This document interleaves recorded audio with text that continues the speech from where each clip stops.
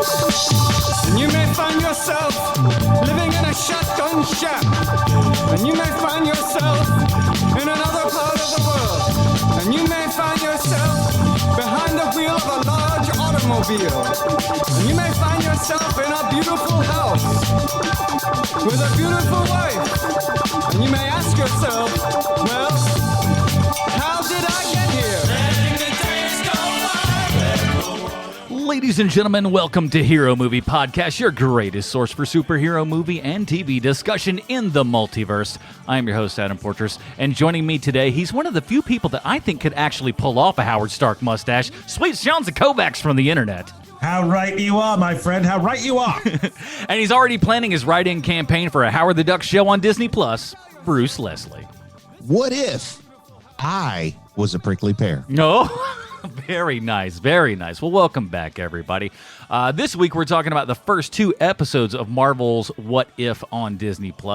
And I don't know, to me, it was pretty cool that What If actually got a series because I love those books growing up, but I do want... It kind of seems past due, doesn't it? That's what yeah, but at the same time, too, I also go, like, how many people even really remember what that property is? Maybe you'll talk about it in the Comic Connection, but, like, I'm trying to think of the last time it was published on a fairly regular basis. Well, there's a reason for that. It's because it doesn't matter. And one of the things that comic book nerds like us want is for stuff to matter. Yeah. And, you know, I've gotten to a point now where I just want a good story. I love Elseworlds. Elseworlds also doesn't matter. About 15 years ago is probably when we got our last ongoing What If series, give or take a few years. But just in the past decade, anthology comics haven't sold dependably. They sell based on what the story is that month. So they just release that stuff as one-shots or limited series and stuff like that. It was always cool because it felt like a lot of those like childhood arguments and stuff where they would just go like, who would win in a fight between this person and this person? It seemed like there was a lot of that stuff, and then just retelling stories. And for me, what it really ultimately landed on was Ultimates.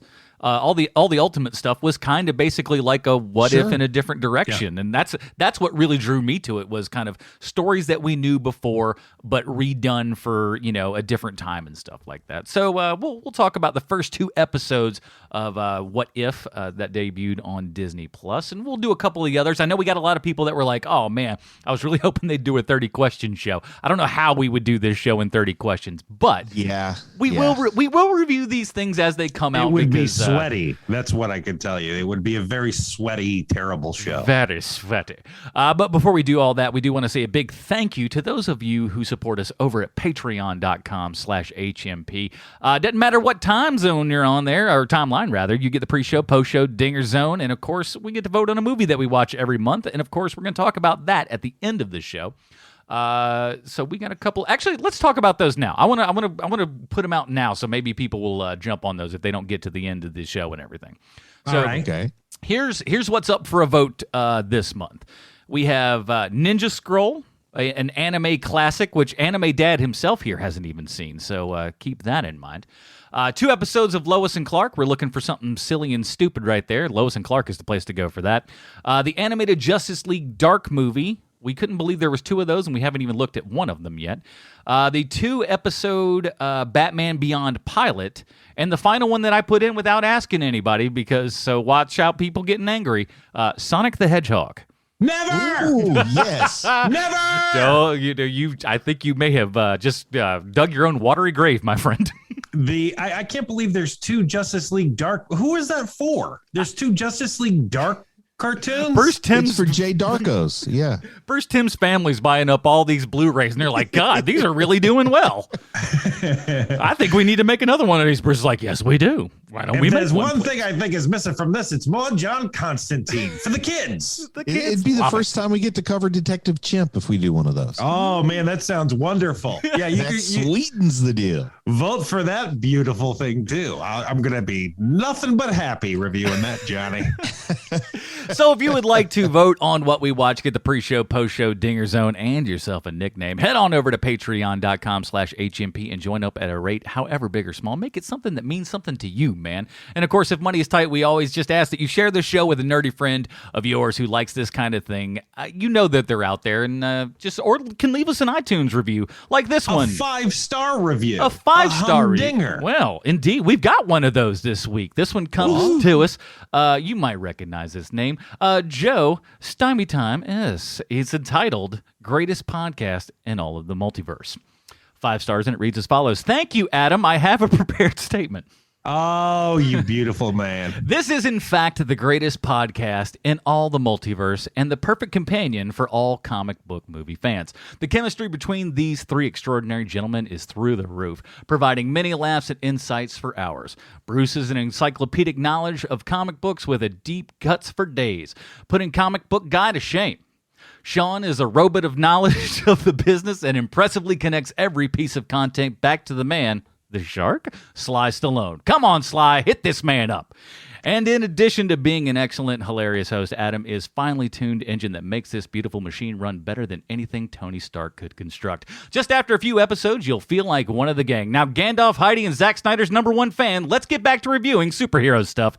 Excelsior. That's from our buddy Joe. Joe, thanks, man. Nice. He's a long timer, you can tell. Oh, yeah. Stymel time. All right, so you know what, Joe? You make a very good point. Let's get back into it. Here is the trailer for Marvel's What If? Time.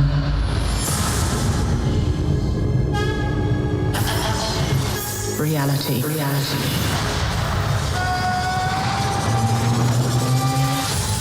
It's changeable.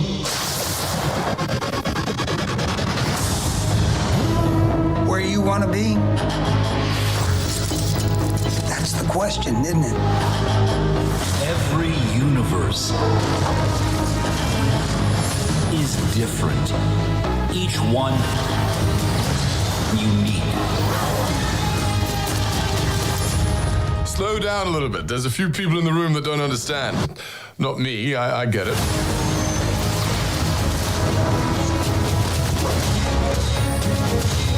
Who are you? The name's Captain Carter. Scheiße! I am the Watcher. I observe all that transpires here. But I do not, cannot, will not interfere. I guess I have to freestyle then.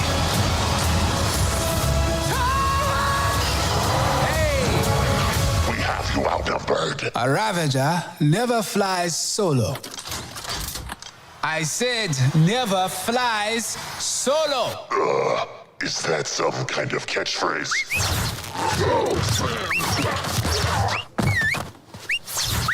You had me worried for a second. Journey to face the unknown and ponder the question.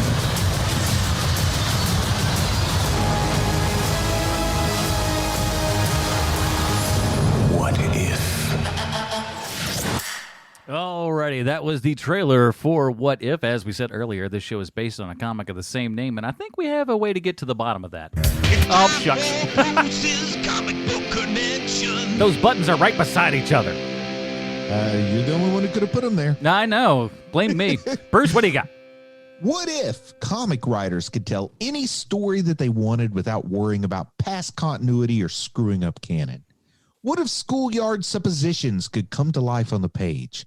What if superhero keystone moments could be done differently? What if we could use our imaginations to dream up unlimited possibilities without any long-term storytelling consequences? These are the questions Marvel hoped to answer with its comic anthology series appropriately titled A What If. The comic title began in 1977 and featured Uatu the Watcher as its narrator, a job Uatu held until 1998, at which time he was punished for killing another Watcher and stripped of his duties as narrator.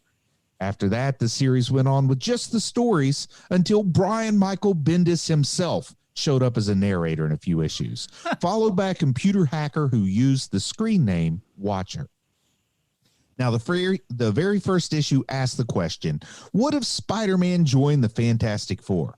Well, the answer is, it was fantastic. So fantastic, in fact, that the next issue asked, what if Gwen Stacy had lived? It seems Marvel had a lot of questions to ask about Spidey in the 70s. My question is, what if Nicholas Hammond had starred in the Sam Raimi Spider-Man movies instead of Tobey Maguire? Would they still have been hits? And what does an emo Nicholas Hammond even look like? Sadly, the world will never know. Volume 1 of the series drew to an end with What If Iron Man Had Been a Traitor in 1988. A year later, Volume 2 of the series launched with the overly complicated title, What If War Machine Had Not Destroyed the Living Laser? Can you guys even count how many nights of sleep you lost in the late 80s staying up all night wondering, what if War Machine hadn't destroyed the living laser? 2. I mean, everyone knows that the watershed moment when Marvel Comics changed forever was the day War Machine destroyed the living laser. That pretty much is going to be the final plot of Phase 4 in the movies, isn't it? War Machine is going to meet the living laser, then destroy him, and also Kang. I can still remember the thousands of protesters outside Marvel's offices in New York in the 80s, holding up signs that said, bring back the living laser. When War Machine destroyed the living laser, it got more coverage on the evening news than that time former actor Ronald Reagan told that guy in Russia to tear his fence down or whatever. It was huge.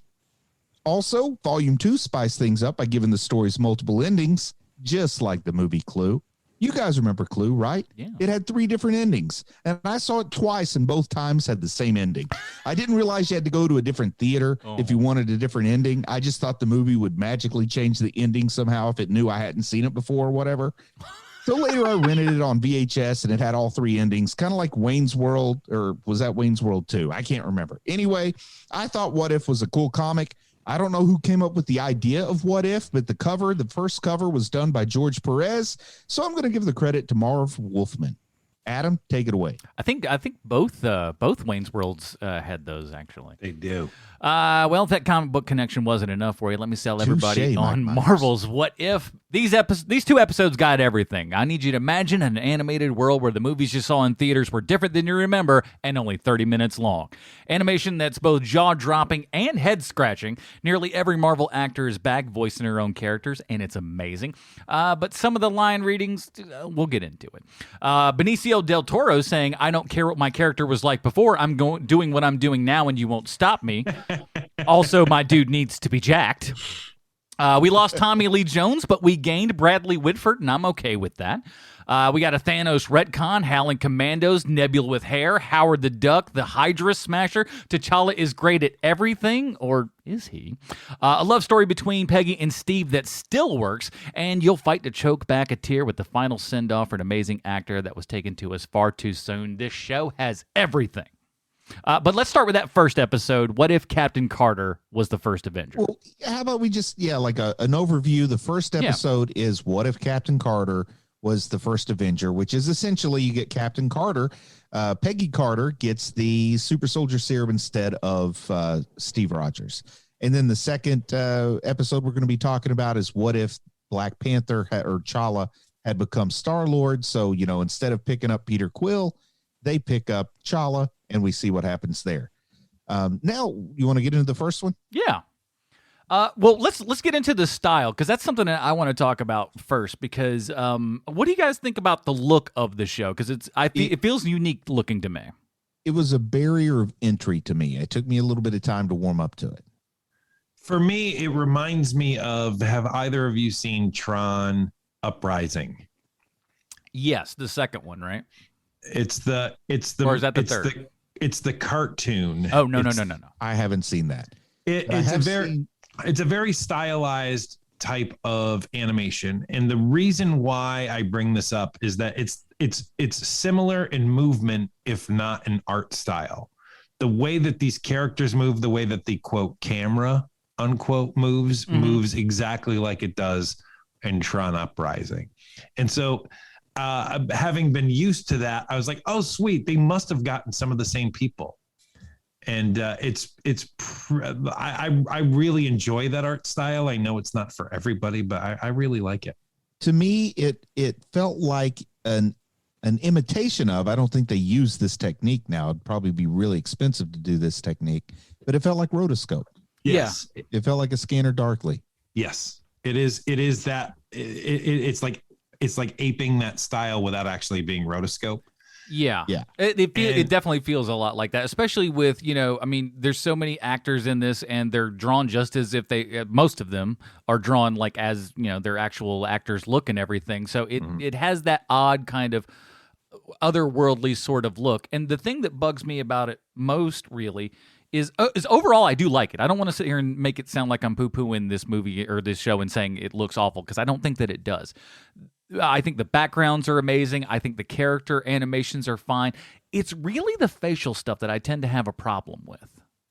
Is it like an uncanny valley problem? Because that's where rotoscope always got me. There's kind of in that uncanny valley. Yeah, I mean, there's a little bit of that in there, but at the same time, too, there's certain things that don't really.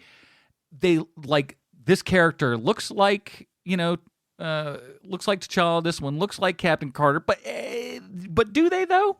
They look different than these actors by just enough to where it's like, gosh, I hear the voice coming out of them and it doesn't quite match up correctly. I think they look just different enough, the same way that in the comics they look just different enough that you don't have to go into likeness rights for the actual living individual. That may be. But then again, you got Michael Rooker that looks exactly like him. You know what I mean? Yeah, but he was all blue-faced and everything. I mean, that's an easy one to get away from the likeness rights. And I'm just totally pulling this out of thin air. I'm just guessing. But it seems like a corporate thing to do. It's like, we want people to know that it's supposed to be this person, but we got to make it just Bruce, there ain't no way that Disney is signing people to this thing without them going, look, and we already got your likeness right. There's literally no way that they don't have that. We scanned your face in 8 billion ways to sunset. We've got the files. Told me. But I mean, the only actor who isn't back for this first one is Captain America. I mean, like, everybody else is the same voice. So it would make sense if they needed to kind of fuzzy up Steve Rogers' face, but they don't. It still looks like him. The funny thing is, though, the guy they got to do him, not too bad a Chris Evans impression, like right? That's pretty good. He got me. Also, I got to say, I would be fine if they didn't have any of the original voice actors. Like, the original voice actors are nice, but I'm accustomed to seeing, you see the movie, you're going to get different voice actors than the show. Like I'm comfortable enough with that it's cool when they got them, but the ones that they didn't get don't bother me. And if like they do a season 2 and they need to cut production costs or something, and they don't get any of the original voice actors, I'm okay with that. Yeah, me too. And especially with this kind of style that they have, at least for these first 2 episodes, there's something about it that it pings me. It has the opposite effect of those direct to VOD the DC stuff. Yeah, because there's always something off about the DC stuff to me. With exceptions, Gotham by Gaslight's one of those where the animation style I love. Even the good ones aren't perfect all the way through. I mean, right. They've always got that little bit of unsettling, like this just doesn't feel theatrical. But because of the style of the art in these first 2 episodes, that it didn't set me off. It invited me in. I'm going to be honest with you guys. I expected nothing from these things. I didn't either. I expected to have that same feel of like, oh, hey, they're making a Green Lantern animated movie. That should be great. Like, that's exactly what I expected. And that's not what these are. They're fun. I feel like it was one of the first things Disney Plus announced as some of the original programming. Like, I feel like they announced it before the live action stuff. And obviously animation takes a long time to produce, and it's one that I waited for really long. So at one point in time, this might have been what I was most excited about, but that of course dwindled after I saw some really good live action stuff, and this kind of, my anticipation for this faded with time. But I know for my kids, they're super excited about What If. My youngest was asking me all the time and reminded me, like, August 11th, What If comes out. I mean, he was on top of it. He was super. That's interesting. Yeah. But for me, I was just kind of excited about it because of some nostalgia reasons, like Adam and I talked about there, and liking the whole concept of What If. I wouldn't mind if they weren't so married to the MCU. I wouldn't mind if they just were like, what if, and kind of lived in a cartoon world, and it was closer to, they don't have to be beholden to the setups in the MCU, and they could be a little more like the comics. Like I would love them to just kind of update and reproduce. Oh, okay. So let me clarify. So what essentially you're saying is like keep on rolling with the what if, but don't necessarily stay locked to the current movie lore that we have, and then a what if based upon that. But we could go what if, and then blanket it out to anything within the world of Marvel. Yes, and also you could go like, what if Captain America was? I don't know. What if Captain America was born with a club foot? I don't know, but you don't even have to use the movie. Perfect. The kids are coming out in droves looking for the club foot Captain America. You don't have to feel like you need to reproduce the movie Captain America, because the comic book Captain America looks great in animation in ways that you have to change it to be on screen. It's true. But this one's got a club foot. Bucky, find my shoehorn. Exactly. And also when they're sticking with the MCU, then that means we're probably not going to get what ifs for characters that aren't in the MCU presently. Well, that's interesting, because I saw a little line from an article that said specifically that Disney gave the kibosh to anything that would involve the X-Men, or maybe Spider-Man was involved in that, maybe. But all the other stuff. Spider-Man is such a linchpin of what if stories, and the Fantastic Four are great. Like I would love to see Fantastic Four. I think Spider-Man's in one. I think I saw him in a trailer. I could be wrong, but I know Fantastic Four and the gosh, my brain is just dying today. Punisher 2099 isn't in it. Punisher 2099 should be in it. But honestly, I would love to see them have launched this in sort of homage to the first issue and say, hey, what if Spider-Man had joined the Fantastic Four? Of course, you don't tell the exact same story that was in the comic, but I think people would have loved to have seen that. I would have. But I really think they're, especially with this multiverse idea being so big in Loki and kind of coming out of WandaVision a little bit. And then I've even, heard, how rumors are. Maybe there's a grain of truth. Maybe there's zero truth. Maybe the rumor will get so big that it will become truth. You know how that works. Mm-hmm. But, rumors that interdimensional tentacle beast that shows up in the Captain Carter episode is something that's going to be tied in the next phase in the Marvel movies. I like it. Like there's the idea that these what if scenarios could be part of the multiverse. Well, that's precisely where I was going to go, is that I think that this is very much not only just a fun way to go and do all the what if things, is that we are really getting everybody with, like you said, with WandaVision, with Loki, we're getting people into this multiverse thing. We're going into the multiverse of madness. I'm more than positive that in, quote unquote, whatever canon way you want to say it, these things are happening in all those alternate universes and everything. I love it. I could see, in the MCU, they might say, hey, let's go ahead and suit up Haley Atwell. We're going to bring her in from another dimension where she's Captain Carter. That would be wonderful. And I could also see where James Gunn for the Guardians of the Galaxy Christmas special, we're finding the Peter Quill who worked in Dairy Queen until Ego the Living Planet showed up, and we have to deal with him and the Peter Quill that we already know and how those two hate each other. Yeah. And what about Stripperella? 2 snaps up in the coveted Z formation. Mm-hmm. I'm wondering because, Stan Lee, his name was all over that thing, if I remember correctly. He was just yeah, but not Marvel. Front and center. No, I know. It's what sells. It sells everywhere. People love it. He has created a lot of stuff that not everybody's a big fan of. No, there's a couple of that's the good thing though, is like when your hits are as major hits as they are, true. No one's gonna look at all that stuff and just be like, oh, you did that crap. They're gonna be like, yeah, I still did the Incredible Hulk. They're like, fair enough. Yeah, no one's looking at Ravage 2099. I also like it that we got more than we bargained for. And what I mean is the title is What If Captain Carter Was the First Avenger? So we think this is a what if story about Peggy Carter becoming the super soldier. Mm-hmm. But then we also get to see, as a result, Steve Rogers becomes Iron Man, 60 years ahead of time. And I kind of like that. And we get to see a whole lot of alternate versions of characters in the Black Panther episode, Black Panther Star-Lord. So I kind of thought these were going to just be focused on Peggy Carter as Captain Carter. I didn't know we were going to get the fun of Tank Smasher or whatever they called the Iron Man in it. And there's the neat thing about you know, like there's characters that I never thought that we would ever get Dominic Cooper as Stark again. And so to have that moment again, it was like, oh, wow, that's really great. And it's like slipping into a warm bath because it's just like, oh, he's still got it, that guy. Still my favorite of the two. Me too, but I like the other Stark as well. But there's just something special about Dominic Cooper. He's got the delivery Howard. for Howard is just so on point, and he embodied everything so well about that character. I mean, like I love it. Like his stuff in Agent Carter is just gold. Yeah.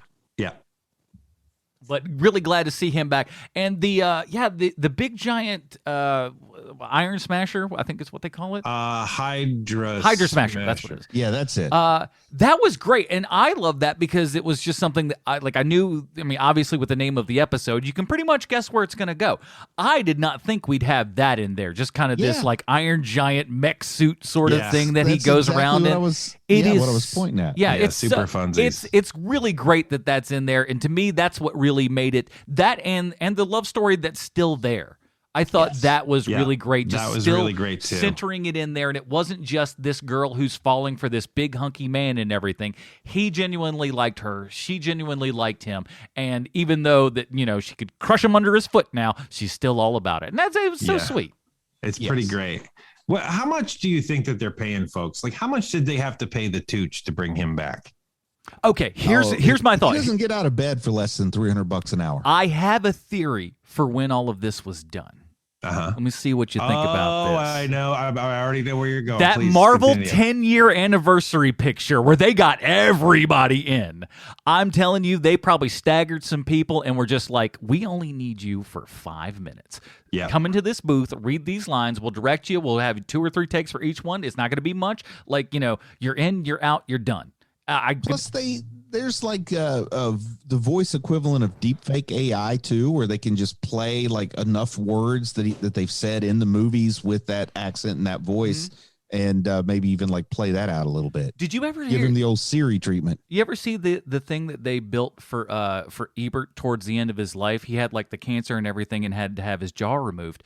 But there was so much video of him, over the years for all the shows and everything. They programmed this computer so he could just type in what he was doing and it would spit back out in what was seemingly a decent enough fashion of his voice speaking back to you what he wrote in. It's kind of sick. I love it. I was like, wow, what an amazing time we live in where they're just like, we're going to take all of this stuff and jam it into a computer so you can have your voice back again. It's kind of neat. Yeah, it is neat. But, I also wonder if they did a little bit of that. Like, give us these phonetics and then we'll put together a show. Oh, yeah, that'd be real impressive. Well, I would imagine that people would be screaming towards the hills if that happened. Like, let's say you got like Toby Jones, like you have Toby Jones as Arnim Zola, like I didn't do any of that. Like, that's not me who did that. Oh my Lord, are you kidding me? They would be hopping on the Scarlett Johansson train at Toot Sweet. But yeah, I mean, like take Toby Jones. What if money now? $500 million. Toby Jones did not spend $50 million. He didn't spend more than 5 minutes in that booth. They were just like, boom, boom, boom. Look, I totally agree, and I totally think you're right. I think that's exactly when they did this for all of these guys. Like, like your Neil McDonough who plays Dum Dum Dugan. Like that dude, like he's more than happy to play that character, but he needs to already be in the area for him to do it. So I think that's a really great idea. You do that, give him a check for $5,000 for like 5 minutes, and they're like, heck yeah, boy, take that home. Thank you. I'm gonna get that Honda Shadow. I was in this building for a picture anyways, so please and thank you. Mm-hmm. Now, and full-time voice actors don't have to be in the area; they got to set up at home. Oh, so that's always in the area. That's where the good money's at, right? Well, they're filthy non-actors in the first place. Spray them with a hose, I say. Exactly. Did you guys have a preference between these two episodes? Oh my Lord, yes. I will tell you right away that I really thought that this was the Peggy Carter episode was going to be my favorite of these two, just because I love the character and I love that time, and I just really take to Steve Rogers in World War II. Like that is my favorite part of that movie. It's my favorite era of Marvel. Like I just love all of those things. And so to have it be, and I was like, oh, that was pretty good. But then for just the fist smashing performance of what if Chala was Star-Lord, my word, just we're reaching Ted Lasso levels of just like heartwarming television. Do you watching think the show. they should have opened with that one? Like my kids like the second one better than the first one, just like you did, Sean. And I'm wondering if maybe they shouldn't have opened with that one and had Peggy Carter come second. See, and I've heard other people say the same thing, and I get it, but at the same time, it's tough because let's say you did have that one, because it would be a tremendous leadoff for this entire series. But if you saw the Captain Carter one second, maybe you might like it less. I don't know. I think you're right. I think there's something to that. Not that the Agent Carter one is bad. No. It's just it wouldn't lead me into wanting to see more. But you'd be less likely to see the third episode if it was that. I will just say, like, I'll compare it to WandaVision, that there are a whole lot of people that didn't make it to the good part. Yeah. And I just wonder if, particularly like the younger audience, maybe didn't make it to the second one after they saw the first one. Well, I gotta tell you, weird animation that takes them getting used to. You got a story that's going to appeal more to older folks. Like I really like the Peggy Carter one. My kids, not as much. Right, but Bruce, I mean, the way that most human beings work is that like they kind of know, like, okay, that's just one of them. Like I'll give it one more chance. Like that's usually the way, especially like like Marvel faithful are going to be. And you already have Disney Plus, and you know what? I spent the money on it. I'll give it another shot. Like, and you throw in the fact that Boseman is gone, and this is one of his last performances and everything. You're gonna get a lot of people that are on board because he meant a lot to, and it was so fast. It was so fast and quick. It was all of a sudden, guess what, everybody? Things aren't good and gone. It was just heart wrenching. Fast and quick to us. The guy had exactly. Been That's an absolute phenomenal person to perform and to work as hard as he did with his health being what it was. Oh, and when I say that, I am talking about just us. To us. not for him, because silently suffering with that stuff, and so God bless. But man, he did such a great job. The guy was fulfilling Make-A-Wish requests when he had less time left than the wishes he was fulfilling. I mean, that makes me almost want to cry right now. Yeah. It's quite amazing. I also want to talk about this because this I thought was a great thing to the story. Number one, I love how they picked him up instead of going out for himself. Yondu sends out his lower guys. They first of all, don't you dare bury the lead on this, okay? Because it is my favorite part of What If so far. Having Taserface back, yes, one of the greatest moments of television for me this year. It was so wonderful, and he is the one who screwed up. I love everything about this episode. It's so good. So they pick it up and they're like, "No, it's a kid. He's got eyes and all the face holes. He's got his food hole there. It's all fine. Ear holes. Okay, that's the same old kid." But it shows you that Yondu still a great father figure no matter what. I like that it didn't necessarily have to be Peter. Yeah. It was somebody who's just like, you know what, I'm still going to be, the father figure for this child, which is great. I got to tell you, it feels like we got a little gyp that it wasn't Chala as Star-Lord in the actual MCU. Yeah, it was a little too much of it was like It's a Wonderful Life. Everything was just a little too good. It's okay. Make the real Star-Lord so bad. I got to push back a little bit on this because this is what I saw kind of watching this episode. While I loved it. I'm not. Please don't think that I'm poo-pooing the episode at all, because I certainly am not. That said, is he not kind of a little bit of a jerk? Now, for example, he's a kid, and he eventually, like his dad has gone, look, there's a lot of bad problems in this world. Things aren't really all that great. He gets picked up by aliens. He's like, well, Dad did say the world is really crap, so I guess I'm just going to leave. Doesn't say anything, just never comes back. And I don't know, he just seems like he really didn't care about Earth or anybody back on it. I think part of our judgment on it is a little clouded by our strong affection for Chadwick Boseman. But I think he almost falls into the OP category where everything's just too good. Yeah, I mean, because he comes back and it's not like he left a life of poverty. He was still kind of that Black Panther money. You know what I'm saying? He was doing okay. Yeah, it'd be great if he came back and for some unexplained reason, Peter Quill had become Black Panther. I heard people talk about that. But also, it's like there's a vastly different movie. he leaves, and then he comes back, and I don't like his family was way too happy to see him and be like, "Hey, you abandoned us in all of your time, but I guess since you're back, you've been playing with the poor kids around the galaxy forever. Now it's time to finally come back." That part made me just kind of like. Because they made him seem like he was perfect at just everything. Oh, all Thanos needed was just a little bit of a talking to. Well, Yeah. I mean, come on, what you're doing right now, and I understand what you're doing, and I can appreciate it. But I mean, literally, what you're doing is just picking nits at this thing. That's pretty damn great. You gotta try to find. Nobody takes your praise seriously unless you're willing to point out the parts that you didn't like as well too. I think that's an important part. I will say that I cannot believe that they got Kurt Russell to do it again. That part is insane. Again, Kurt Russell. Now, I'm a little bit angry. That's what he had to agree to do to get his son the job as John Walker. I am a little peeved though because his name was in the opening credits of the show, and I was like, bro, you could have hid that. Yeah, that would have been way better to have that maybe show he up was going to be playing the voice of Drax in this episode. I didn't know. Really, because like when I saw that name come up, I was just like, oh, it opened up so many crazy like avenues that this thing could go down, and like it's fine for what it was at the end, but for like a one line, don't put his name in the thing, dude. Let us be surprised by that. That was a myth in my opinion. Mm-hmm. This one comes to we have a hold on. Bale's here. Our good buddy Matt has sent in a what if question for us. We're not a 30 question show, but I appreciate it, Matt. Thank you, Matt. But please send in your questions. Yes. So Matt has written in, is it cool for Thanos and his pals to have a running joke about his plan for mass murder? I got a bit weird for me at the end. That's from Matt.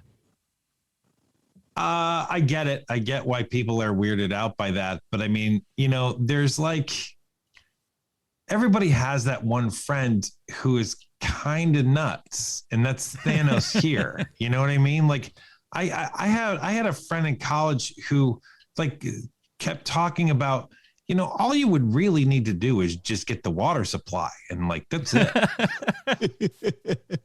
It didn't weird me out at all. In fact, I just thought it was one of those things where they went to that well one too many times. I think I agree with that. Yeah, but it didn't weird me out.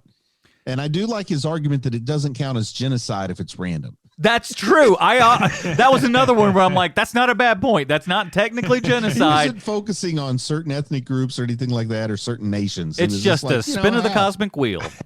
Nothing wrong with that. That's A-okay. But I do like how Thanos' reaction is kind of like a guy who just got a little bit too drunk at a party one night. He's just like, yeah, I know these things. I sometimes I go off on a tangent. I know, I got it. You don't have to keep bringing it up. But yes, I did try. I thought about killing people, but I got a stern talking to from Chala, and I'm fine now. All right. And I like it. Gave him an opportunity to play up the value of diplomacy, which is stuff that shows need to do. What was the there was something with the food or something where it was just like they say I forget what the line was, but essentially they were like, all that food crap that you were talking about, we can solve that with this. And he's just like, yeah, I guess I didn't think about these things. I forgot to carry the one. I had the decimal in the wrong place. I thought the situation was worse than it was. It seemed like a fun idea at the time. Okay. At the time. But what another thing that's really cool about that is to see Thanos in action and everything, because we saw a little bit of it in some other movies, but in this one, no glove, no nothing, and he's still just that great, formidable character. So we kind of get to see Thanos without powers or anything like that, just to be that giant, brooding Hulk of a purple grimace that he is, beating the crap out of people. I love seeing that. He is a Titan, so he is like superhumanly strong. Like, in fact, I was a little insulted that other people could put up a fight with him. He's the even-tempered Titan. Yeah, like him beating up Hulk in a fist fight had nothing to do with the Infinity Gems. That's it's true. His base level. That's true. So, but I thought that was a lot of fun that was added onto this. Oh man, it took me so much surprise. I couldn't believe how much I enjoyed this episode of it. And you know, my fear is that this is as good as it's going to get. Like, that's kind of a fear I've got, you know, especially like this next episode doesn't look like something. Now, what's like, the next episode? Because somebody asked me this, and I didn't know the answer. It's basically, what if Loki used what if he showed up on Earth saying that he was king of Asgard and tried to use diplomacy? Sounds like a courtroom drama. What am I I'm watching? going to say the kids are going to be lining up for that one. I mean, and don't we, you know, like, we have Loki. Like, you know, we got Loki here. We got Loki at home. We don't need to go out to shop for more Loki. This is like, Loki is almost kind of a what if in and of itself, if we're you know honest with ourselves. Yeah. And so it's maybe too much of a good thing. Maybe it's amazing. Maybe look. I was saying the same thing about the episode that I'm praising now. And I'll just say, out of a bunch of questions that comic book fans and movie fans around the world have, I bet not a single one of them asked that question. Like, somewhere somebody asked, ooh, what if Black Panther was Star-Lord? Like, somebody has asked that. Nobody has asked, what if Loki was a diplomat? What if Loki worked at a laundromat? I mean, like, we're 3 steps away from that if we're not careful. No, this is an improv group here going on suddenly. It's like, I don't know. Okay, so I never saw any of the trailers or anything for this before I recorded the trailer for the show. And so I'd never seen any of the stuff before. But like, from what I kind of saw, there did look like a zombie Captain America at some point. So I'm like, I don't know what that is. That looks doing one of of those. Yeah, they need to do Marvel Zombies. They are doing Marvel Zombies, right? Give me one it's of like them. one of the last ones. There's a Doctor Strange one in there, and like animation, that's a great home for Doctor Strange. So I'm all about whatever they're trying to do there. So I don't know. It's in the clips and stuff that I saw in the trailer. It gave me a little bit more hope that the Loki one doesn't sound super fine, but maybe they're just going good, bad. Maybe they're going Star Trek movie style. There's just not a real clear branching point for that Loki one. Like, I really like these, you know, the idea of the infinite universe theory in physics or whatever, this idea that you flipped a coin, what if it had landed on tails instead of heads? And that's kind of a little bit of what we got in these first 2. But, you know, it's one of those things where, if I can branch for a second here, sorry guys, but it's one of those things where sliding doors is really what if is, you know, where and it seems to be the best way to describe something now. It's like, oh, what if it's like sliding doors, and like 90% of just some dude on the streets like, oh yeah, sliding doors, yeah, I get it. Okay, now I'm gonna put myself in that 1%. I don't know that I've ever heard that phrase. That's the Gwyneth Paltrow movie, Sliding Doors. Yeah, I don't know what it is about that movie, but like, just dude on the street knows what sliding doors is. I can't explain that to you, because that's literally how I described What If this week at the Cracker Factory, and the guy was like, oh yeah, oh, that sounds cool. Do you know duets? It's like duets, but with Marvel stuff. Oh, Jeffrey Wright as the Watcher. He's the Watcher, not necessarily Uatu per se. That was my question for you, Bruce. Do you think that he is Uatu, or do you think he's just a Watcher? I think that if he's ever given a name, it'll be Uatu. Mm-hmm. Yeah, maybe that's something that they'll kind of the comics where there was just the Watcher. His name was the Watcher, and then they wanted to introduce another Watcher, so the Watcher had to have a name, kind of thing. And the nice part is we've already kind of, I guess, technically seen the Watcher in Marvel stuff previously. We sure have, Watchers, haven't we? Yeah, we've seen at least 2, and then there's Stan talking to him. I tell you what I did. So listen, I'm all about it, and I tell you, if you're tough to find, a lot of voice actors that are better than that, because that guy's just fantastic. When I heard he was on as the Watcher's narrator, I'm like, done and done. Easy enough. Before we get to our little grade here for each of these episodes, that's right, we're going to do 2, and I didn't tell anybody about it ahead of time. So what? You son of a so-and-so. Plan a measure doing the Stallone connection, because we have to find out how this television show relates back 1-to-1 with Mr. Sylvester Stallone. Thank you so much, Adam Portress. I have a prepared statement. Oh. Good day, Mr. Stallone. It's Sweet Chauncey from the internet again. I sure hope this is the first Stallone connection you ever listened to, because this week you're related to this TV show by the actor Jeffrey Wright. He voices the Watcher on What If, which is sort of like hiring a fleet of limos to move all your stuff.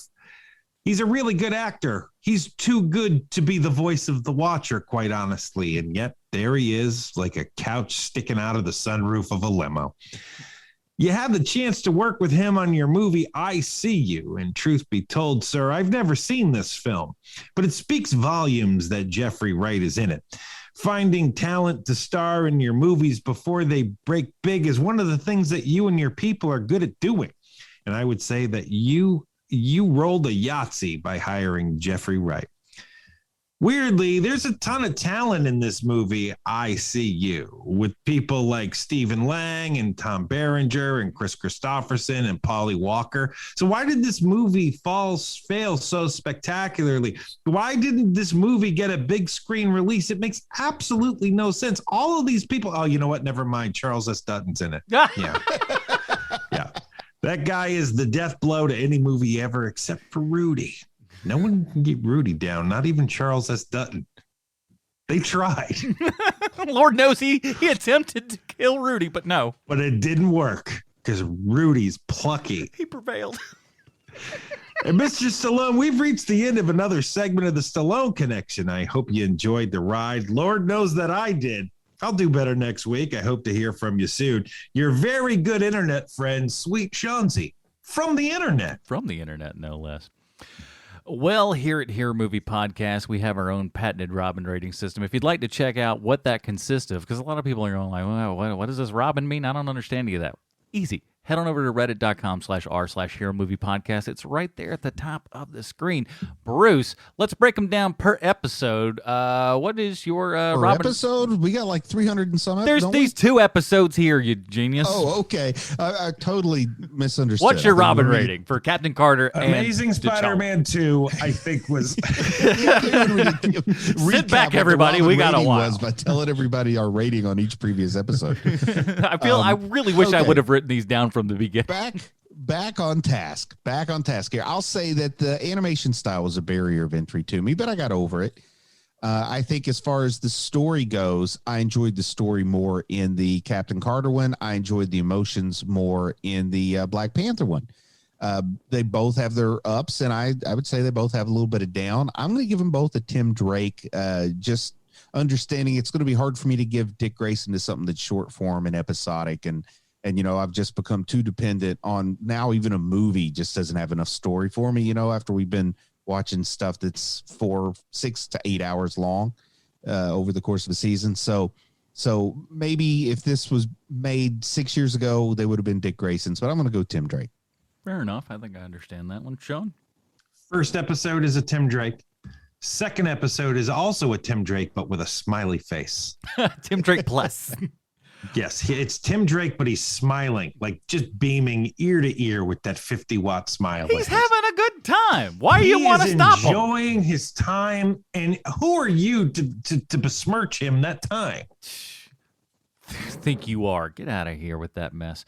Yeah, Tim Drake's all around for both of these. I think you're absolutely correct. It's the Star-Lord one would get you in all the right feels and everything, and Captain Carter was just enough to like. I again, it's so cool to really see all of the first Avenger broke down in 30 minutes, and we added different characters. And I think I love the idea of the tentacle monster being a thing that cross-pollinates a lot of this stuff. Maybe it comes to a head in Multiverse of Madness or something like that. Who knows? I don't know. Maybe we'll see. It'll be an interesting thing to see if it comes up in any of the other What If episodes that we see down the line as well. I don't think that it did in the second one, in the Chala one, right? I don't remember seeing it, so. But that doesn't mean it wasn't there. Don't mean it. Yeah, exactly. Doesn't mean it wasn't there. Doesn't mean that it won't show up at a later time as well. So I am looking forward to it. I I think I'm over the animation stuff. Even I didn't. You know how it is. Sometimes you get a comic, especially if they like change the artist on you as you're going. You're like, oh God, I don't know if I like this or not. And a couple issues in, you're like, all right, I kind of see what this guy's doing. Adjusting to art is like living next to a barn. It smells really bad at first, and you kind of get to a point where you don't notice the smell. Oh my gosh, this guy is the king of similes.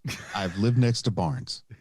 So Bruce, I gotta ask you, like, when it comes to what was the name of that one artist that almost absolutely killed the X-Men, where like everyone's like, I'm not reading the X-Men anymore because this art is so awful. Do you remember? It was like early 2000s, and I remember people like, this guy is the worst. Frank Quietly. It definitely isn't him, because you are literally the only guy who thinks that, because Frank Quietly is awesome. Beloved. Give me that kissy face, Frank Quietly. I don't know the Quietly. artist of which you speak of, and if I had my suspicions, I might even be afraid to say it. So, okay, then I'm not going to put you on the spot. These artists know where Bruce Leslie lives, and they will find him. His name is Jim Lee, and he's a hack. Well, there was an artist who was a great 80s artist, and he tried to adjust, and he didn't adjust well. And he has been besmirched when many other artists have come to his defense. And I think that might be you're talking about. And I don't want to throw him out there if that's then don't do it. Don't do it. I tell you what, it's all right. I won't say anything. All right. So that is it, everybody. That will do it for this episode of Hero Movie Podcast. Again, we'll remind you of what we're doing in just a second. But in the meantime, Bruce, where we can find more of your work on the internet. Come to YouTube. Please come to YouTube. I'm always looking for new people over there. If you enjoy anime, you'll like my YouTube channel, youtube.com/C/Bruce Leslie. Really barreling ahead on Attack on Titan more than anything else right now. But I got lots of Demon Slayer videos there, Jujutsu Kaisen videos, a few other odds and ends thrown in there. So come check it out. See if you like it. Leave a like, a comment, subscribe, whatever, all that stuff. Yeah. Where are you on Attack on Titan now, Bruce? I am at the midpoint of season 2. Oh, wow. So can I ask you a question here? I've only ever seen season 1. I never picked it up after that. And I did enjoy it a lot. Is it something where you think I might have to go back and rewatch season 1 to start watching season 2? I think you will, because it really plays the puzzle box. Yeah. Okay. And all the details matter. And I'm trying to get through all the already released episodes before the final batch of episodes start coming out in January 2022. So that's why I'm barreling ahead. I see. I mean, it's a meme on the internet. Is it as good as everybody says it is? It's really great. I really loved the first season. It's so good. I bought a T-shirt lately that said had an Attack on Titan character on it. It's great. The coolest I have ever been is that very recently I was at the Cracker Factory, and a guy came by wearing the feathers, the wings of freedom on his hat. And I said, is that an Attack on Titan hat? And the guy almost dropped his backpack and ran over to me. He was that shocked that I knew it. I went to see Cruella at the movie theater with my youngest son, and someone walked in cosplaying as a character from Attack on Titan, and I knew the character, and they were kind of so shocked they bought popcorn and left without seeing a movie. This old man bought some stuff. We gotta leave and go home and reevaluate our lives here a little bit. I had the same situation. I got my on my badge at work, you have your favorite movie on there, or I put on just a favorite movie. I change it every now and then. But a guy was the first person to actually look at it and go, "Blowout? You mean that John Travolta movie from the 80s?" And I said, "Yes, sir." He's the first person to actually know the movie and that's what I put it on there for, is to weed out the movie nerds. That's so great, Adam. That is terrific. It's like perfect. Sean, what else do we got? We got a show called 30 Questions, where every week we ask 30 questions of some nerdy property, whether it be The Mandalorian or Watchmen or any of the Disney Plus series that isn't a cartoon. And we really, really kind of go through it in a totally different way. And it's kind of the sort of show where, let's say you have your favorite deep dive show, you can listen to that and ours, and it's going to be different. Very different, actually, in a lot of ways. And it's kind of the point of it, is that, there are people who can just spend all day like sifting through what that is and what this is and what that is, and they can give you with all the information. But what we do is, maybe you're a casual extremist. Like, that's how I would describe us, is that we're casual extremists with this stuff. Oh, we got the next t-shirt right there. Way. Yeah.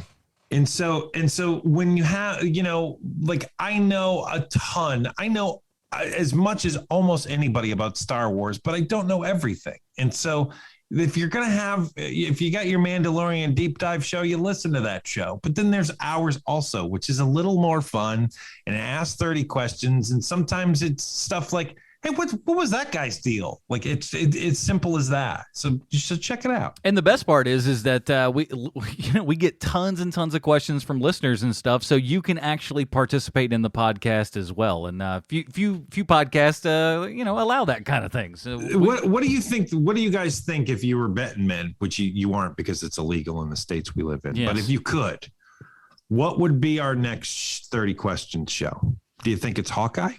I think it's whatever the next live action whatever thing that, on Disney Plus is. Probably that big, whatever big Marvel thing that they're doing. And the reason that we didn't do the 30 probably questions Hawkeye, for this is, it's probably Hawkeye. But this is so episodic. Each one's a short story. There's no predicting. There's no figuring. Yeah, anything. we'll ask questions that there'll be hardly any sort of real answers. If the episodes are made well, they should answer all the questions by the end, because that's the end of the story. Yeah, we're wrapped up here. We're done. So check. What do you think would have been like if they had cast Danny DeVito to do one of the voices? Like, those are the kind of stupid questions we'd have. Exactly. Yeah, we would have no good ones. What about another one of those? So as much as it's like the. It's like those G.I. Joe movies. As much as you think you want them, you don't. You don't want them. You don't really need them in your life. It's no good. So go check out all those things. Link for everything are in the show notes, as always. And as we said, next week we are doing that Patreon select. So patreon.com/HMP. You can vote on what we watch. And again, those are Ninja Scroll, 2 episodes of Lois and Clark, Justice League Dark, and the two-part Batman pilot, as well as Sonic the Hedgehog. That will do it for this episode. Join us next week for our Patreon select for Sweet Sean's and Kovacs from the internet. Bruce Leslie, I'm Anna Portress. Stay super, everybody. Can you do me a favor? Marty and Evie, please do me a favor. Good night. Have a good night. Are you there? Marty, do you even listen to the show anymore? You're pretty busy. I know Evie doesn't. She's got her own life now. I mean, quite honestly. She became an adult. She's an adult person. She's got her own tastes. God bless. I get it. My kids don't listen to this show. They could give a crap about this show. I don't know anyone in my personal life that listens to any of my podcasts. Is that bad? My dad listens. Yeah, your dad's a good guy, though. No, it's not bad. Not bad at all. No, it's a good thing. See you next time, everybody. 25 years and my life is still trying to get up that great big hill of hope for a destination. I realized quickly when I knew I should that the world was made up of this brotherhood of man, for whatever that means. Into a crisis times when I'm lying in bed just to get it all out what's in my head. And I am feeling a little peculiar. And so I wake in the morning and I step outside and I take a deep breath and I get real high and I scream from the top of my lungs, what's going on?